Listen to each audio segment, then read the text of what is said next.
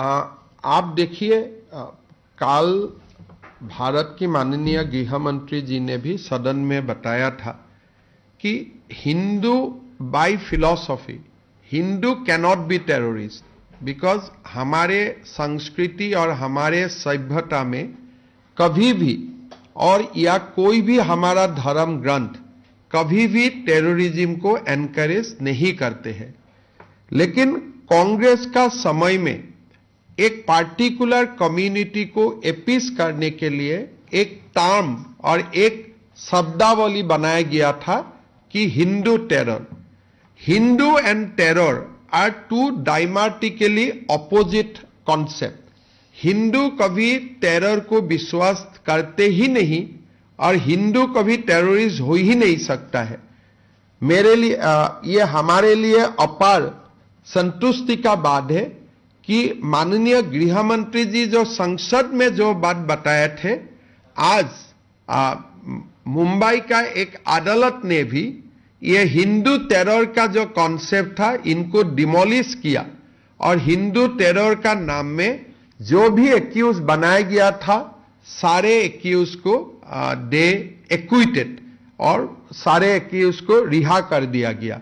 सो ये जो हमारे एक लॉन्ग स्टैंडिंग एक ऑब्जेक्शन था कि हिंदू टेरर ये सब should not have been used और ये एक कम्युनिटी को अपीस करने के लिए ही कांग्रेस ने किया था, आज ये और एक बार एंडोज हुआ कि हिंदू टेरर बोल के कोई कॉन्सेप्ट पहले भी नहीं था, आगे भी नहीं होगा। There you have indicated for a NIA level probe into the case which is there with Assam SIT. Would you elaborate on that? You see, Assam SIT has a limited scope. As I told you, we cannot access telephonic interaction, telephonic connection beyond 2 years. Assam has a limitation of 2 years. But NIA can trace things up to 2011, 2010. So this is not a new thing. I have shared many times with you that Assam SIT has a limited capacity, but within that limited capacity our team has done a very good job. But ultimately it is related to citizenship, it is related to OIC. Finally, it is the Ministry of Home Affairs who has to take over the investigation. Has the government officially written to NIA? Not now. It will be only all these things happen post 10 September because we have given SIT time till 10 September. Either 11 or 12 they will put me the report. Then I will put the report to the cabinet, but we are not extending time to SIT. I also told them that no extension. So you have to conclude your proof by 10 September. So whatever they will do, they will complete 10th. They will give me report 11, 12. Before 15 September, I will bring the report to cabinet. Then cabinet will decide whether to refer it to NIA, CBI or MHA, whatever. Terrorist. Because সমস্ত area videograph আৰু FSLও কৰা হৈছিল, মেজিষ্ট্ৰেটে inquest কৰিছিল আৰু এতিয়ালৈকে 3 গৰাকী ব্যক্তিক এই ঘটনাৰ সৈতে জড়িত হোৱা বাবে গ্ৰেপ্তাৰ কৰা হৈছিল। আজি ৰাজ্য চৰকাৰৰ কেবিনেটে বিষয়টোৰ গুৰুত্ব আৰু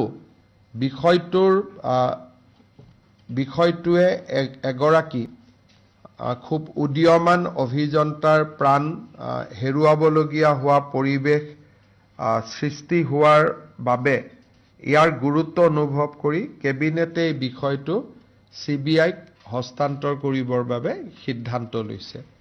CBI ডাইৰেক্টৰৰ লগত আমাৰ মুখ্য সচিবৰ কথা হৈছে, তেখেতসকলে কেছটো লম বুলিও অনানুষ্ঠানিকভাৱে কৈছে, কিন্তু কেবিনেটে দিয়াৰ পৰা CBI লোৱালৈকে ইয়াৰ ভিতৰত প্ৰায় 20-25 দিনৰ এটা প্ৰক্ৰিয়া থাকে, গৃহ মন্ত্ৰালয়ৰ অনুমোদনো লাগে। আমি ৰাজ্য চৰকাৰে চেষ্টা কৰিম যাতে খৰতকীয়াকৈ CBI লৈকে যায়, কিন্তু তথাপিতো প্ৰক্ৰিয়াটোত কিছু সময় লাগিব।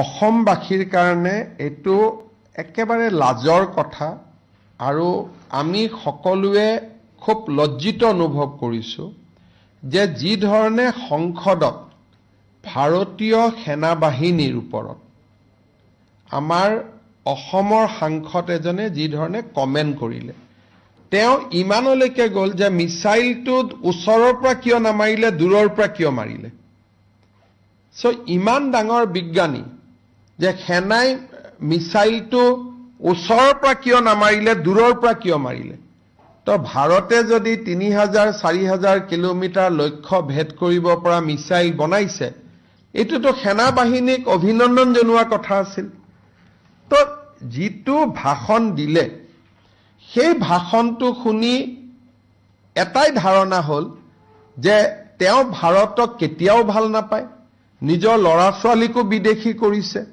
পত্নীকো বিদেশী কৰিছে আৰু মই এই কথা ক্লিয়াৰলি ক'ব পাৰো যে in a very good day he will also change his citizenship তিনটা ফ্যামিলি যেতিয়া নাইয়ে ভাৰতীয় তেওঁটো টেম্পোৰাৰিলি ভাৰতত আছে আৰু সেই কাৰণে তেওঁ সদায় ভাৰতৰ বিৰুদ্ধে সংসদৰ কথা কয় যোৰহাটৰ ৰাইজৰ শিৱসাগৰৰ ৰাইজৰ স্বাধীনতা আন্দোলনত কিমান বৰঙণি আছিল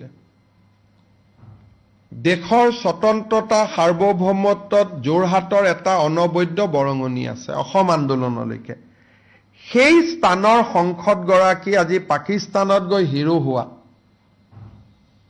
আমাৰ কাৰণে লাজৰ কথা আৰু এই গোটেই ঘটনাটো অকল এইটো নহয় কালি ষ্টেটমেন্টটো আপোনালোকে নজৰত পাইছে কিন্তু যদি 2014 চনৰ পৰা তেওঁৰ সংসদত ভাষণ আৰু প্ৰশ্নবিলাক চাই প্ৰত্যেকটোৱে পাকিস্তানৰ সহায় কৰিব পৰা প্ৰশ্ন গতিকে তেওঁৰ খুব বেলেগ ধৰণৰ সম্পৰ্ক পাকিস্তানৰ লগত আৰু obviously he cannot be hero in Indian television he will be hero only in Pakistan Guwahati tribal belt গুৱাহাটীৰ ফৰেষ্টত যিখিনি নন ইন্ডিজেনাস মানুহ আছে তেওঁলোকক আমি এটা সাৰ্ভে কৰি দিছো মই ওয়াৰ্ডটো আকৌ ৰিপিট কৰিছো নন ইন্ডিজেনাস অৰ্থাৎ থলুৱা মানুহৰ ক্ষেত্ৰত আমি সাৰ্ভে কৰা নাই খিলঞ্জিয়া মানুহৰ ক্ষেত্ৰত আমি সাৰ্ভে কৰা নাই কিন্তু যি সকলে মহানগৰীৰ ডেমোগ্ৰাফিটো ডিস্টাৰ্ব কৰিবৰ কাৰণে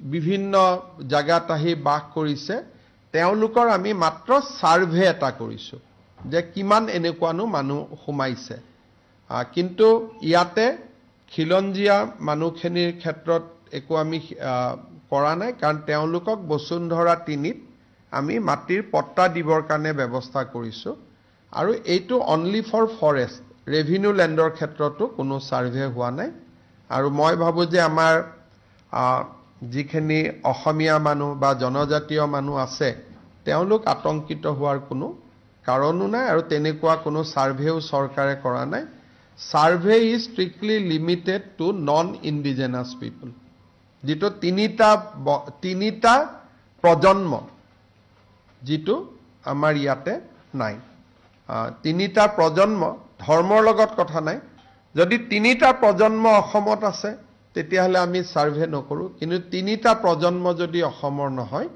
তেতিয়াহলে আমি সাৰ্ভে কৰিম এই চৰকাৰে থলুৱা মানুহৰ মাটি উচ্ছেদ কৰাৰ কোনো চিন্তাও কৰা নাই গতিকে কথাটো মই আজি আকৌ এবাৰ ৰিপিট কৰি দিছো মই দেখি আছো যে দুই এখন পেপাৰে হেডলাইনটো কৰি খিলঞ্জিয়া থলুৱা মানুহৰ কথা কয় আৰু তেওঁলোকে এটা পেনিক সৃষ্টি কৰি কাবাক বচাব চেষ্টা কৰে কিন্তু মই ভাবো যে ৰাইজে আমাক বিশ্বাস কৰে গতিকে কোনো পেনিক নহয় সক মই এটাই কথা আপোনালোকক ক'ব খুজো 1,29,000 বিঘা আমি মাটি মুক্ত কৰিছিলো উৰিয়ামঘাটৰ সফল এভিকশনৰ পিছত নাও ইট হেজ বিকাম 1,39,000 বিঘা অৰ্থাৎ 10,000 বিঘা মাটি আমি আকৌ উৰিয়ামঘাটত মুক্ত কৰিব পাৰিলো I'd like to thank Chief Minister of Nagaland, Sri Nephew Rio also for helping us, cooperating with us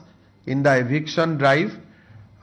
In fact, Nagaland Police, CRPF, which is in charge of DAB area to maintain the neutrality, everybody has helped us in this eviction drive.